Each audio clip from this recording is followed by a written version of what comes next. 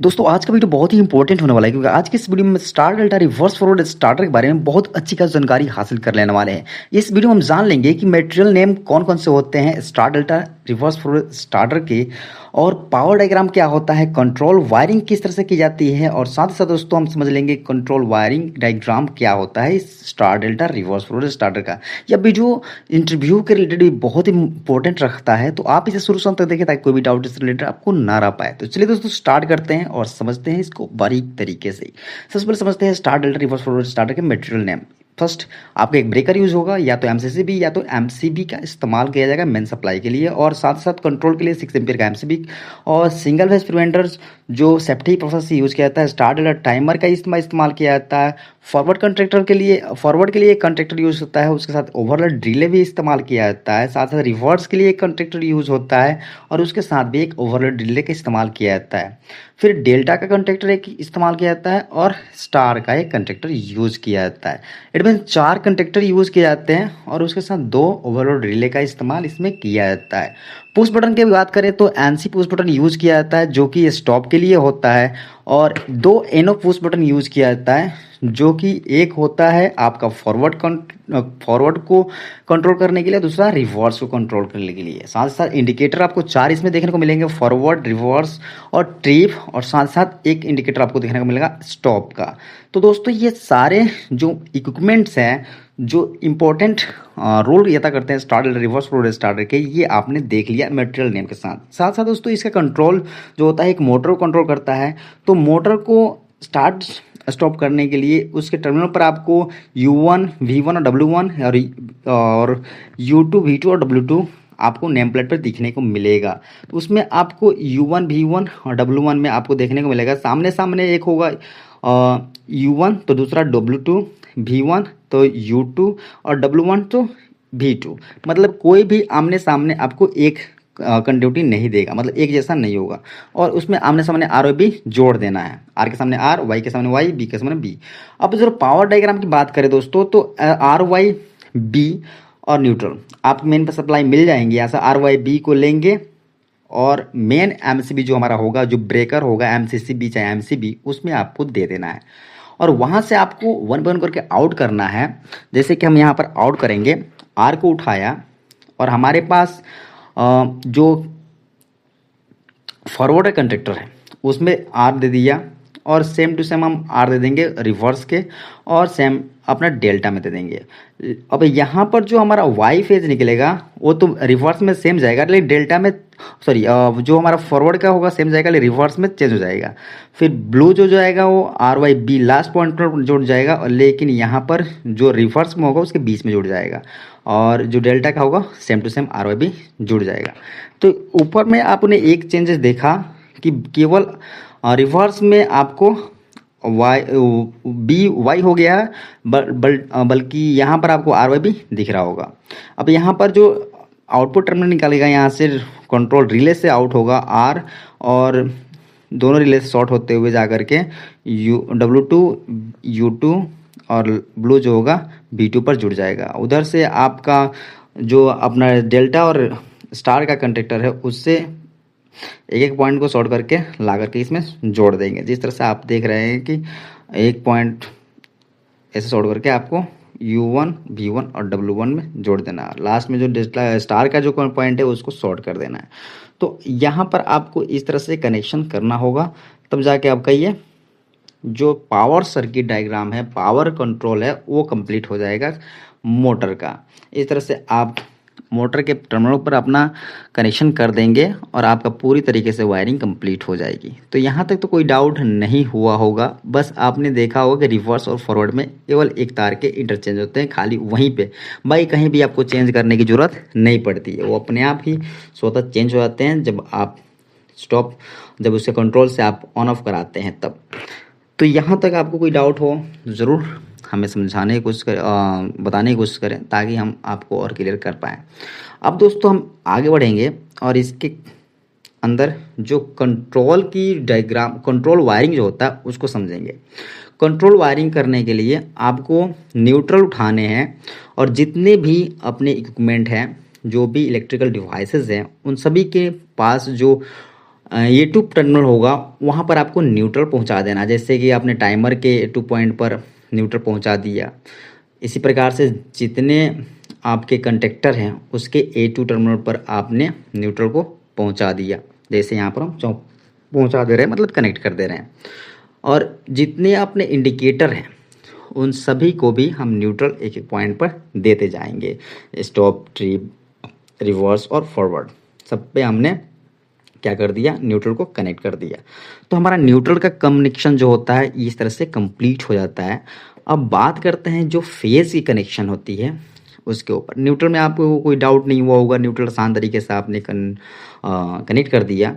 अब जो फेज़ होगा आर फेज़ हम उठाएंगे और उसको अपने कंट्रोल की जो एमसीबी रखे हैं 6 एम्पियर की, उस वाले में कनेक्ट करेंगे। अब यहाँ से हम उठाते हैं कंट्रोल की एमसीबी, कंट्रोल की एमसीबी को, पावर आर को, और ले जा कर के हम कनेक्ट कर देते हैं इनपुट टर्मिनल पर, और वहाँ से आउट करेंगे। और सिंपल है, जो अपना सिंगल फेज प्रिवेंटर है उसके 5 नंबर टर्मिनल पर कनेक्ट करेंगे और 6 से आउट करेंगे। 5 नंबर पे कनेक्ट किया, 6 से आउट किए, और उसके बाद अपने जितने भी ओवरलोड रिले है उसके 95 में कनेक्ट करेंगे। 2 है रिले, दोनों में 95 पे कनेक्ट कर देंगे, और 96 दोनों का 96 से आउट करेंगे, और एक पॉइंट पे शॉर्ट करके इसके 9 जो पॉइंट निकलेंगे उसको ले जाएंगे एनसी पुश बटन के इनपुट पे। अब एनसी पुश बटन के इनपुट में हम इसको पावर दे देंगे। वहाँ से जो हमारा एनओ है, जो फॉरवर्ड का और रिवर्स का, दोनों के एक पॉइंट पर ला करके एक पॉइंट पर जोड़ देंगे, और इन दोनों का आउटपुट जो निकलेगा उसके द्वारा हम कंट्रोल करेंगे। तो सबसे पहले हम कंट्रोल करते हैं जो हमारा फॉरवर्ड है और रिवर्स है, इसमें से एक को उठाएंगे। उसके लिए हम सबसे पहले जितने भी अपने कंडक्टर है उस पर हम जो एड ऑन ब्लॉक है उसको कनेक्ट कर लेते हैं, 2NO 2NC का, और उसके बाद हम इसका कंट्रोल करते हैं। तो चलिए दोस्तों, हम इसका कंट्रोल करके दिखाते हैं आपको। सिंपल बात है, हम सबसे पहले अपना अगर फॉरवर्ड का कंडक्टर है उसको हम चालू करते हैं। तो फॉरवर्ड का कंडक्टर के लिए फॉरवर्ड के एनओ पुश बटन से हमने पॉइंट निकाला, और उसको रिवर्स के जो हमारा एनसी पॉइंट है एडम ब्लॉक का उसमें लिया, और एनसी से आउट किया, और ले जाकर के जो फॉरवर्ड का कंडक्टर है उसके A1 टर्मिनल पर जोड़ दिया।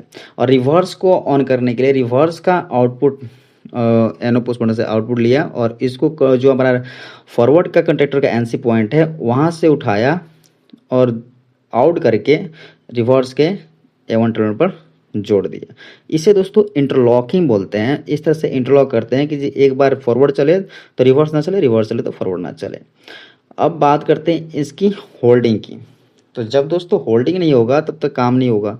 तो होल्डिंग के लिए हमारे पास सिंपल फंडा होगा कि जो हमारा एनसी का आउटपुट है उसी से एक पॉइंट निकालेंगे, और उसको ले जा करके अपना जो रिवर्स और फॉरवर्ड का कंडक्टर का जो एनओ पॉइंट है उस पे ले जा करके कनेक्ट कर देंगे। जैसे एनओ पॉइंट है इस पे कनेक्ट कर दिया, और यहीं से एक लूप बना करके हम दूसरे कंडक्टर जो अपना फॉरवर्ड का है उस पे भी दे देंगे। फॉरवर्ड रिवर्स दोनों को एनओ पर शॉर्ट कर देंगे, और दोनों का एनओ से जो पॉइंट निकलेगा उन दोनों को ले जा करके हम क्या कर देंगे, अपने A1 टर्मिनल पर कनेक्ट कर देंगे।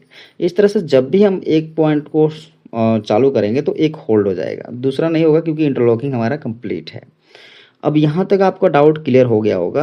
अब दोस्तों टाइमर कनेक्शन के लिए हम क्या करेंगे, जो अपना 84 नंबर जो एनओ पॉइंट है, एनओ कंटेक्ट है, उसको शॉर्ट कर देंगे जो एनसी से हमने आउटपुट लिया था, और यहीं से जो अपना इसका 83 नंबर से जो आउटपुट निकलेगा इसको ले जा करके हम टाइमर के A1 पर दे देंगे। ये एनओ से हमने टाइमर को पॉइंट दे दिया। जब भी हमारे कंडक्टर ऑन होंगे तब ये पावर कंडक्टर को जो अपना टाइमर है उसके पास आएगा। अब यहाँ पर जो अपना जो एनसी कंटेक्ट है वहाँ से पॉइंट निकलेगा और ये जाएगा स्टार के लिए। तो स्टार में जाने के लिए सबसे पहले डेल्टा के एनसी से होते हुए तब स्टार के A1 टर्न पर चला जाएगा। इस तरह से डेल्टा कंडक्टर के लिए जो एनओ पॉइंट होते हैं इसके टाइमर के वहाँ से निकलेगा और वो जाएगा अपना स्टार के एनसी पे। जब स्टार के एनसी पे जाएगा वहाँ से आउट होगा और वो जाकर के डेल्टा के कंडक्टर के A1 टर्मिनल पर जुड़ जाएगा। तो यहाँ भी ये स्टार और डेल्टा के बीच क्या होता है, इंटरलॉक हो जाता है ताकि एक समय पर एक ही ऑन हो। तो आपको यहाँ तक डाउट क्लियर हो गया होगा। टाइमर के बारे में कोई दिक्कत हो तो जरूर कमेंट करें ताकि उससे रिलेटेड पूरा जानकारी आपको मिल जाए। तो दोस्तों आपने टाइमर का भी कनेक्शन समझ लिया और जो स्टार डेल्टा और का कनेक्शन होता है उसको भी आपने क्लियरली समझ लिया है। अब बात करेंगे दोस्तों जो अपना सिंगल फेज प्रिवेंटर है उसमें 1, 2 और 3 नंबर जो पॉइंट है उस पर हम आर, वाई और बी में 3 फेज ले जा करके डायरेक्ट पॉइंट पे जोड़ देते हैं। तो यहाँ पर अपना प्रिवेंटर का भी पूरा कनेक्शन कंप्लीट हो गया। तो अब बात करते हैं जो इंडिकेटर है उसकी। तो इंडिकेटर में आपका जो पहला इंडिकेटर है जो फॉरवर्ड का, उसके लिए हमने फॉरवर्ड कंडक्टर के एवंट से ले जाकर के पॉइंट डायरेक्टली हम दे देते हैं फॉरवर्ड के इंडिकेटर को। इस प्रकार से जो रिवर्स का कंडक्टर है उसके लिए रिवर्स में अगर ऑन होता है हमारा जो मोटर है उसका इंडिकेटर करने के लिए हमने रिवर्स के जो एवन टर्मिनल है वहाँ से जाकर कनेक्ट कर दिया। अब बात करते हैं ट्रिप का। तो ट्रिप के लिए जो हमारा एनसी पुश जो हमारा ओवरलोड रिले है उसके 97 पे हम जो 95 से पावर था उसको कनेक्ट करके 98 से जो पावर होते हैं दोनों को एक में शॉर्ट करके ले जाकर जो अपना ट्रिप का इंडिकेटर उस पर दे देते हैं। जो स्टॉप का होता है उसके लिए हम जो अपना एनसी पावर है उसको ले जा करके एनसी के द्वारा कनेक्ट कर देते हैं। मतलब कि दोनों जो कंडक्टर है रिवर्स और फॉरवर्ड के उसके एक पॉइंट पर एनसी पर पावर दे देते हैं और एनसी के आउटपुट से ले जा करके हम स्टार को और जो स्टॉप का इंडिकेटर को कनेक्ट कर देते हैं। तो यहाँ पर आप पूरी तरीके से समझ गए होंगे किस तरह से अपना फॉरवर्ड, रिवर्स, ट्रिप और स्टॉप के जो इंडिकेटर होते हैं उसका भी कनेक्शन किया जाता है। इसकी और बारीकी से समझना है तो आप बस बने रहिए। इसमें आप कंट्रोल्स सर्किट डायग्राम को समझेंगे तब जाके आपका ये पूरी डाउट जो है वो भी क्लियर हो जाएगी और थोड़ा सा भी डाउट जो होगा जिससे इंडिकेटर से रिलेटेड वो भी नहीं रह पाएगा। आप पूरी तरीके से समझ जाएंगे इसके कंट्रोल डायग्राम को। तो चलिए अब समझते हैं इसके कंट्रोल सर्किट डायग्राम को। अभी तो आपने कंट्रोल की वायरिंग समझ लिया है। कंट्रोल वायरिंग आपको थोड़ा बहुत हो सकता है डाउट हो तो इसको बार बार से देखेंगे किस तरह से इसमें जो हमने पावर को किस तरह से इसमें कंट्रोल वायर को हम किस तरह से घुमाए हुए हैं तो आपको समझ में आ जाएगा पूरी अच्छी तरीके से। अब बात करते हैं कंट्रोल डायग्राम की। इसमें सबसे पहले हम जितने भी हमारे कंडक्टर है उनके सिंबल बना लेंगे, जैसे फॉरवर्ड का कंडक्टर, रिवर्स का कंडक्टर और जो हमारा टाइमर है उसका भी एक सिंबल बना लेंगे। जैसे टाइमर का हमने सिंबल इस तरह से बना लिया और जो स्टार का कंडक्टर है उसका भी हमने सिंबल बना लिया। कॉइल का सिंबल इस तरह से बनता है ये। और जो डेल्टा कंडक्टर है उसका भी, मतलब 4 कंडक्टर लगे हुए हैं और एक अपना जो टाइमर है उसका हमने सिंबल बना लिया। बाकी जितने भी लाइटें हैं इंडिकेटर, पायलट इंडिकेटर, उसका हम सिंबल बना लेंगे जैसे ट्रिप का, स्टॉप का, रिवर्स का और फॉरवर्ड का। तो हमारा ये 4 इंडिकेटर है, चारों का हमने इंडिकेटर का सिंबल बना लिया। अब हम एक 6 एम्पीयर का एमसीबी लेंगे। एमसीबी का सिंबल हमने बना लिया। 6 एम्पीयर का एमसीबी मेन पावर लेकर के इनपुट दे देंगे एमसीबी में और वहाँ से आउट करेंगे और अपना ओवरलोड रिले होगा उसका एनसी 95 और 96 होता है। उसके 95 और 96 में ले जा करके हम 95 में दे देंगे तो 96 से वो आउटपुट देगा हमें, एनसी होता है वो। उस प्रकार से डबल हमने ओवरलोड रिले लगाया है तो दोनों को इनपुट दे देंगे एमसीबी से और उन दोनों का शॉर्ट पॉइंट करके, मेरा 96 का शॉर्ट पॉइंट करके हम एनसी पुश बटन में ले जाएंगे। इसके बाद दोस्तों एनओ पुश बटन ले जाएंगे फॉरवर्ड के और यहाँ से हम सबको एनसी से ही सबको पावर देने के लिए हम एक लाइन खींच लेंगे। अब यहाँ पर हम क्या करेंगे, फॉरवर्ड का जो हमारा एनओ है उसको हम रिवर्स के जो एडन ब्लॉक होगा उसके एनसी से आउट करके फॉरवर्ड कंडक्टर को दे देंगे। अब होल्डिंग के लिए हम एनओ का इनपुट आउटपुट लेकर के फॉरवर्ड का एनओ जो एडन ब्लॉक का होगा उसका यूज़ कर लेंगे। इस तरह से हमारा होल्डिंग भी कंप्लीट हो जाएगा रिवर्स फॉरवर्ड का।